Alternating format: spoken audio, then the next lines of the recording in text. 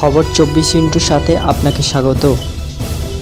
নতুন নতুন খবর জানার জন্য আমাদের চ্যানেলে চোখ রাখুন। নমস্কার দর্শক বন্ধুরা, স্বাগত আমাদের এই চ্যানেলে। রবিবার রাত থেকে মঙ্গলবার ভোর পর্যন্ত কৌশিকী অমাবস্যা। তার আগে অনলাইনে পুজো দেওয়ার ক্ষেত্রে প্রতারণা চক্র রুখতে উদ্যোগী হলো তারাপীঠ মন্দির কমিটি। তারা জানিয়েছে, অনলাইনে পুজো দেওয়ার কোনো ব্যবস্থাই কমিটির তরফে রাখা হয়নি। পাশাপাশি পুজো দেওয়ায় ভিড় সামাল দিতে এবং নিরাপত্তার খাতিরে একাধিক পদক্ষেপ করেছে বীরভূমের পুলিশ। বছরভর ভিড় লেগে থাকলেও কৌশিকী অমাবস্যায় তারাপীঠে লক্ষ লক্ষ ভক্তের সমাগম হয়। ভক্তদের এই ভিড়কেই কাজে লাগিয়ে কৌশিকী অমাবস্যায় অনলাইন পুজোর নামে প্রতারণা চক্রের রমরমা শুরু হয় মূলত করোনার সময়। তখন বাড়িতে আটকে পড়া ভক্তদের আবেগকে হাতিয়ার করে লক্ষ লক্ষ টাকা লুটতে থাকে প্রতারকেরা। এইবার আর কৌশিকী অমাবস্যায় তারাপীঠে অনলাইন পুজো দেওয়ার কোনো ব্যবস্থা নেই।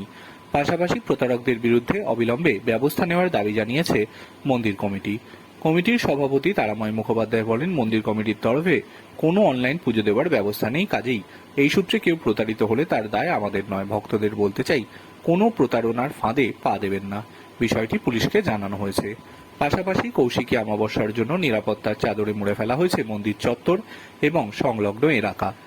রবিবার সাংবাদিক বৈঠক করে বীরভূমের পুলিশ সুপার রাজনারায়ণ মুখোপাধ্যায় জানান, নিরাপত্তায় থাকছে 300 জন অফিসার সহ 1000 পুলিশ কর্মী এবং 1700 সিভিক ভলেন্টিয়ার।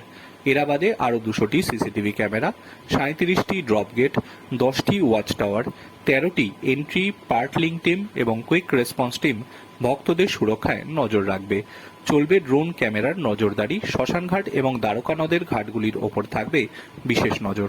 রবিবার বিকেল 4টের পর থেকে তারাপীঠের মন্দির সংলগ্ন এলাকায় কোনো 4 চাকা গাড়ি ঢুকতে দেওয়া হচ্ছে না।